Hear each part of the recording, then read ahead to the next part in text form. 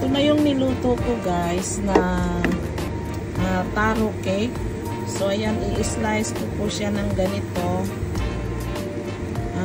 Actually guys, pwede na siyang kainin ng ganito. Yung bagong steam. Pero ito dahil nilagay ko na sa ref, kaya kailangan siyang i-fried. So hihiwain po natin siya ng ganyan kanipis. Ayan, ganyan po kanipis. Ayan.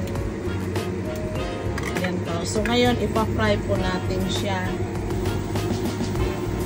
So ito na po siya. Ayan, may naka-fry na tayo. Ayan.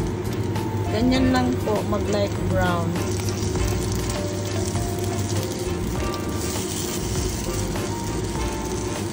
Ayan, super yummy. Authentic taro cake. And ganyan lang po siya. So kunting mantika lang po dito guys na ilalagay. Huwag po marami.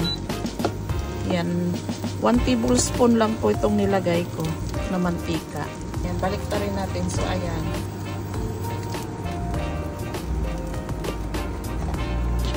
Pareho silang, ganyan lang po siya guys, kasi luto na po kasi ito. Kaya lang nakalagay siya sa ref, kailangan siyang i-fry ng konti. So ayan na oh. So, Sabado ko kasi ito ginawa. So ngayon, Monday, ipiprito ko siya para kainin.